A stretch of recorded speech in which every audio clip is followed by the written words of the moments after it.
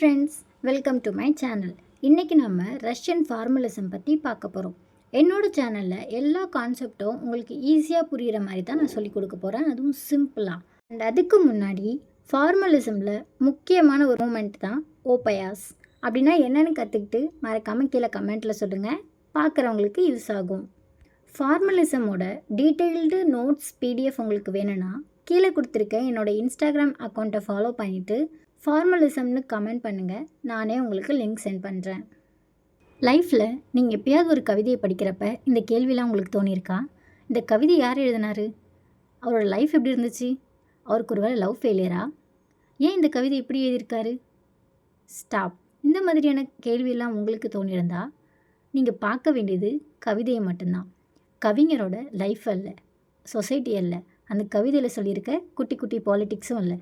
டெக்ஸ்ட்டை மட்டும், வார்த்தையை மட்டும், ஸ்டைலை மட்டும். இந்த ஐடியாவுக்கு பேர் தான் ஃபார்மலிசம். இன்றைக்கி இந்த வீடியோவில் ஃபார்மலிசம்னா என்ன, அது எப்படி வந்துச்சு, அதில் என்னென்ன கான்செப்ட்ஸ்லாம் இருக்குது, எல்லாமே ஸ்டோரி மாதிரி ஈஸியாக புரிய வச்சிடுறேன். ஃபஸ்ட்டு ஃபார்மலிசம்னா என்னன்னு பார்க்கலாம். ஃபார்மலிசம்ன்றது ஒரு லிட்ரரி தியரி. இது என்ன சொல்லுதுன்னா, லிட்ரேச்சரை படிக்கும் பொழுது டெக்ஸ்ட்டுக்கு வெளியே இருக்க எல்லாத்தையும் மறந்துடுங்க. அதாவது ஆத்தரோட லைஃப், ஹிஸ்ட்ரி, சொசைட்டி, ரீடரோட எமோஷன். எதில் நம்ம ஃபோக்கஸ் பண்ணணும்னா அந்த டெக்ஸ்ட்டில் இருக்க language, structure, style and use பண்ணியிருக்க லிட்டரரி டிவைஸ். சிம்பிளாக சொன்னால் என்ன சொன்னாங்கன்னு முக்கியம் இல்லை, அதை எப்படி சொல்லியிருக்காங்கன்றது தான் முக்கியம்.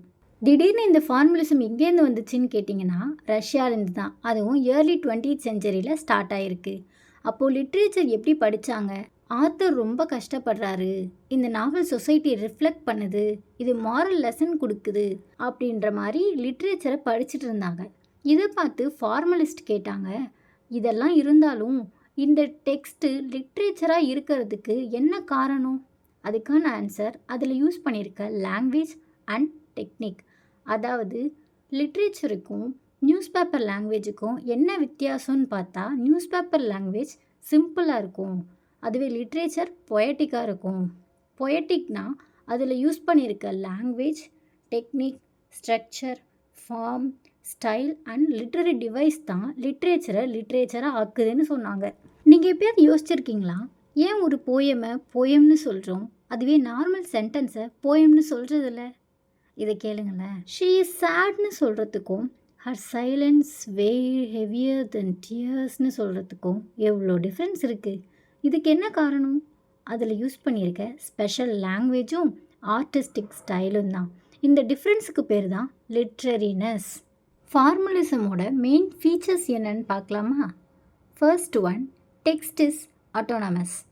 டெக்ஸ்ட்டுக்கு வெளியே ஒன்றுமே தேவையில்லை, text itself is complete. ரெண்டாவது, ஃபார்ம் ஓவர் கண்டென்ட். அதாவது என்ன சப்ஜெக்ட் இருக்குன்னு பார்க்க மாட்டாங்க, ஸ்ட்ரக்சர், ஸ்டைல், அரேஞ்ச்மெண்ட் எப்படி இருக்குன்னு தான் பார்ப்பாங்க. Number 3, close attention to language.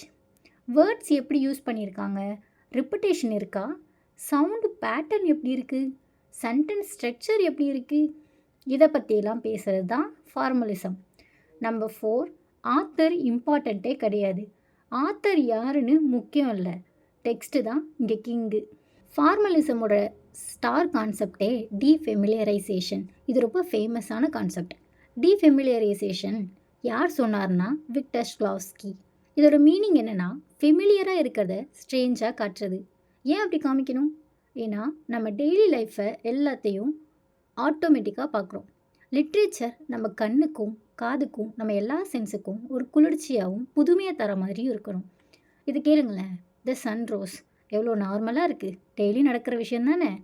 A burning coin climbed slowly into the sky. சன்னு சேமாக தான் இருக்குது, ஆனால் பார்க்குற விதமே டிஃப்ரெண்ட்டாக இருக்குல்ல. இதுக்கு பேர் தான் டீஃபெமிலியரைசேஷன்.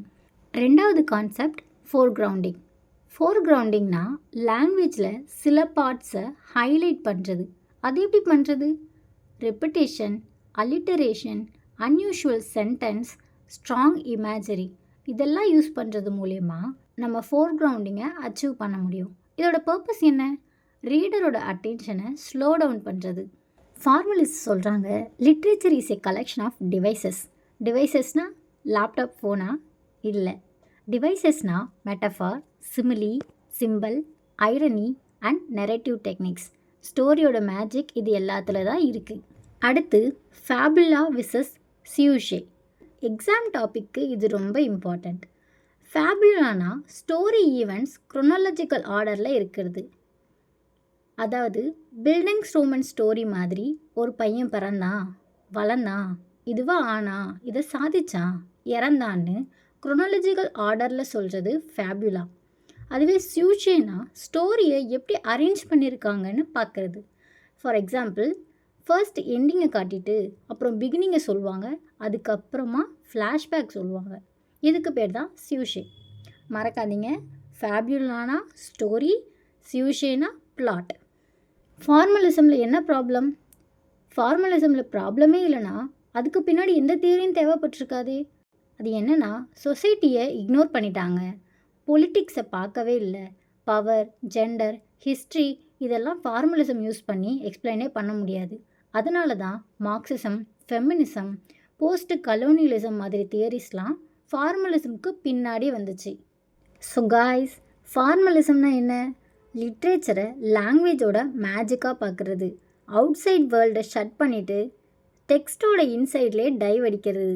இந்த வீடியோ யூஸ்ஃபுல்லாக இருந்தால் லைக் பண்ணுங்கள், ஷேர் பண்ணுங்கள் அண்ட் மறக்காமல் சப்ஸ்கிரைப் பண்ணிவிடுங்க. அன்டில் தென் நல்லா ப்ரிப்பேர் பண்ணுங்கள். பாய்.